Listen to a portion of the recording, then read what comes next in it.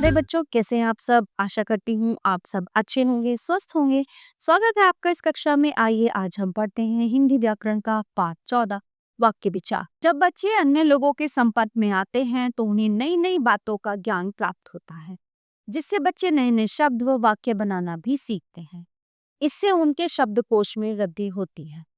बचपन में सभी बच्चे कानाफूसी का खेल खेलते हैं, जिसमें एक बच्चा एक शब्द में अपना नया शब्द जोड़कर अगले बच्चे के कान में कहता है। वो इस तरह से अपने मन की बात दूसरे बच्चे तक पहुंचाता है। अपने मन की बात या अपने मन का विचार दूसरों तक पहुंचाने के लिए व्यक्ति वाक्यों का सहारा लेता है। वाक्य चाहे छोटा हो या बड़ा, वक्ता के लिए किसी न किसी भाव या विचार को व्यक्त करता है। इस प्रकार भाषा की लघुतम इकाई जो किसी भाव या विचार को व्यक्त कर सकती है, वाक्य कहलाती है। वाक्य के अंग। वाक्य के दो अंग होते हैं, उद्देश्य और विधेय। ठीक है। वाक्य में जिसके बारे में बात कही जाए उसे उद्देश्य कहते हैं। ठीक है। और उद्देश्य के बारे में जो कुछ कहा जाए उसे विधेय कहते हैं।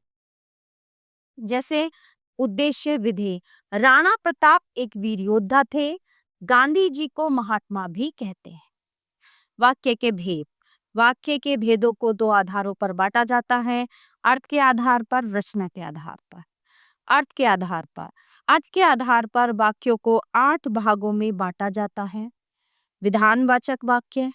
जिन वाक्यों में किसी कार्य के करने या होने का बोध होता है उन्हें विधानवाचक वाक्य कहते हैं। सूर्य पश्चिम दिशा में अस्त होता है। मोहन खाना खा रहा है। निषेधवाचक वाक्य। जिन वाक्यों में कार्य को न करने या न होने का बोध होता है वे निषेधवाचक वाक्य कहलाते हैं। राम खाना नहीं खा रहा। फूल मत तोड़ो, आप यहाँ न बैठी। नहीं, मत तथा न निषेध नकारात्मक शब्द हैं, ये निषेधवाचक वाक्यों में प्रयोग होते हैं। प्रश्नवाचक वाक्य। जिन वाक्यों द्वारा प्रश्न किए जाने या पूछे जाने का बोध हो उन्हें प्रश्नवाचक वाक्य कहते हैं। जैसे आज खाने में क्या बना है। ठीक है। यहाँ कौन आया था। इच्छावाचक वाक्य। जिन वाक्यों में इच्छा, शुभकामना, आशा, आशीर्वाद आदि का भाव प्रकट हो उन्हें इच्छावाचक वाक्य कहते हैं। जैसे तुम्हारी यात्रा मंगलमय हो, ईश्वर करे तुम सुखी रहो। संकेतवाचक वाक्य। जिन वाक्यों में एक क्रिया का होना, दूसरी क्रिया अर्थात एक काम का होना दूसरे काम पर निर्भर करता हो उन्हें संकेतवाचक वाक्य कहते हैं। यदि तुम परिश्रम करते तो अवश्य पास होते, वर्षा होती तो फसल अच्छी होती। संदेहवाचक वाक्य। संदेह का अर्थ है शक या आशंका। जिन वाक्यों में संदेह या संभावना का भाव प्रकट हो उन्हें संदेहवाचक वाक्य कहते हैं। शायद वह स्टेशन पहुंच गया होगा, शायद वो कल विद्यालय आए। आज्ञावाचक वाक्य। जिन वाक्यों में आज्ञा, आदेश, अनुरोध, प्रार्थना या अनुमति का बोध हो उन्हें आज्ञावाचक वाक्य कहते हैं। तुम अंदर आ सकते हो, कल आप जा सकते हैं। विस्मयवाचक वाक्य। जिन वाक्यों से हर्ष, भय, घृणा, शोक, विस्मय आदि मन के भाव प्रकट हों उन्हें विस्मयवाचक वाक्य कहते हैं। हे राम, ये क्या हो गया, वाह कितना बड़ा घर। दूसरा है रचना के आधार पर। रचना के आधार पर वाक्यों को 3 भागों में बांटा जाता है, सरल वाक्य, संयुक्त वाक्य और मिश्रित वाक्य।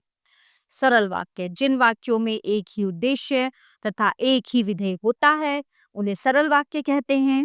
जैसे शाम खाना खाता है, कक्षा में बहुत शोर हो रहा है। इन वाक्यों में एक ही विषय पर बातचीत की जा रही है, इनमें एक उद्देश्य व एक विधेय है, अतः इन्हें साधारण वाक्य या सरल वाक्य कहा जाता है। जैसे शाम खाना खाता है, ये उद्देश्य है, ये विधेय है। संयुक्त वाक्य। संयुक्त वाक्य वे वाक्य होते हैं जिनमें 2 सरल वाक्यों को अर्थात 2 स्वतंत्र वाक्यों को विभिन्न योजकों द्वारा जोड़ा जाता है। ये योजक किंतु, परंतु, तथा, या और आदि होते हैं। जैसे हर्ष पढ़ता है, हर्षिता गाती है, डॉक्टर ने दवा दी किंतु पैसे नहीं ली।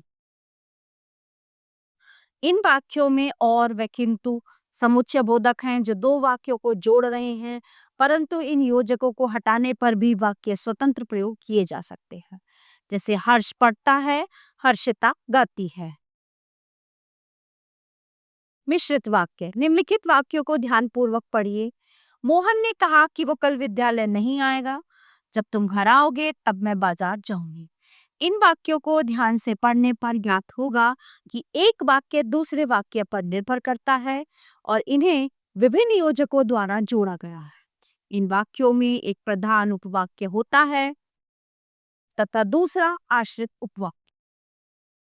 प्रधान उपवाक्य जो उपवाक्य अन्य उपवाक्यों पर निर्भर नहीं करते, मुख्य उपवाक्य या प्रधान उपवाक्य कहलाते हैं। आश्रित उपवाक्य जो उपवाक्य अपने अर्थ के लिए दूसरे उपवाक्य पर निर्भर होते हैं, उन्हें आश्रित उपवाक्य कहते हैं। जैसे उपयुक्त वाक्य में मोहन ने कहा, स्वतंत्र उपवाक्य या मुख्य उपवाक्य है कि वह कल विद्यालय नहीं आएगा। आश्रित उपवाक्य है क्योंकि यह उपवाक्य मोहन ने कहा पर आश्रित है तथा उसके बिना अधूरा है। मिश्रित वाक्यों में दो परस्पर निर्भर करने वाले उपवाक्यों, एक मुख्य व एक आश्रित उपवाक्य को विभिन्न योजक शब्दों जैसे कि, क्योंकि, तो, जब, तब, अर्थात आदि की सहायता से जोड़ा जाता है। वाक्य परिवर्तन एक ही वाक्य को अनेक प्रकार से प्रस्तुत किया जा सकता है। वाक्य रूपांतरण द्वारा वाक्य के भेदों के इसी परिवर्तन का ज्ञान प्राप्त किया जाता है। सरल वाक्य, संयुक्त वाक्य और मिश्रित वाक्य। चलिए देखते हैं। वर्षा होते ही वह घर लौट आया। वर्षा हुई और वह घर लौट आया। जैसे ही वर्षा हुई वैसे ही वो घर लौट आया है। 3 तरह से इनको बनाया गया है। सीमा के पास हवा में उड़ने वाला एक हवाई जहाज है। सीमा के पास एक हवाई जहाज है और वह हवा में उड़ता है। सीमा के पास एक हवाई जहाज है जो हवा में उड़ता है। सौम्या द्वारा मांगी गई पुस्तक उसे मिल गई। सौम्या ने एक पुस्तक मांगी और वो उसे मिल गई। सौम्या ने जो पुस्तक मांगी थी वो मिल गई। मैंने एक नई कमीज खरीदी। मैंने एक कमीज खरीदी, वह नई है। मैंने एक कमीज खरीदी जो नहीं है। इसी बच्चे को चोर ने मारा था। ये बच्चा है और इसे चोर ने मारा था। ये वही बच्चा है जिसे चोर ने मारा था।